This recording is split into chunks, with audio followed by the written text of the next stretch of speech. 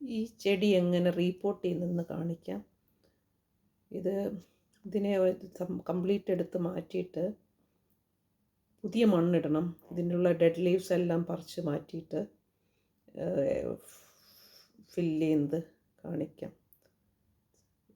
ഇത് ഒത്തിരി രണ്ട് വർഷത്തേറെയായി ഇതിനെ മണ്ണ് മാറ്റി കൊടുത്തിട്ട്. അതുകൊണ്ടാണ് ഇത് ഒരുപാട് കാട് കയറി വളർന്നു.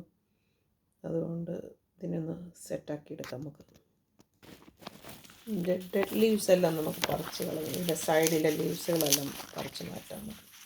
എന്നിട്ട് ഇതിൻ്റെ പഴയ മണ്ണും മാറ്റിയിട്ട് ഇതിൻ്റെ ബേസിലെ റൂട്ടെല്ലാം പൊളിച്ച് മാറ്റിയിട്ട് ഫിക്സ് ചെയ്യാം. വെയിറ്റിംഗ് ചെയ്താ ഞാൻ റീപോർട്ട് ചെയ്യാണ്.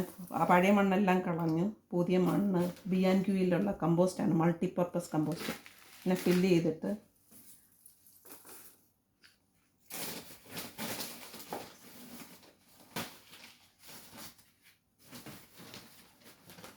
അങ്ങനെ ആ പ്ലാന്റ് ഞാൻ അതിൻ്റെ റൂട്ടെല്ലാം കട്ട് ചെയ്ത് കളഞ്ഞു. മണ്ണെല്ലാം എടുത്ത് അതിനെ റീപോർട്ട് ചെയ്യണം. ബാക്കിയുള്ള അൺവാണ്ടഡ് ലീവ്സ് എല്ലാം കളഞ്ഞു. പുതിയ മൾട്ടിപ്പർപ്പസ് കമ്പോസ്റ്റാണിത്. എന്നിട്ട് ഇത് പുതിയ മണ്ണിട്ട് കൊടുക്കുകയാണ്. മണ്ണ് അതിൻ്റെ സൈഡ് വഴി ഇട്ട് കൊടുക്കണം. ഓക്കെ. സോ ബാക്കി ഇനി വെള്ളം ഒഴിച്ചു കൊടുക്കണം. നല്ലതായിട്ട് പുതിയ മണ്ണിട്ട് അതിനെ റീപോർട്ട് ചെയ്തു.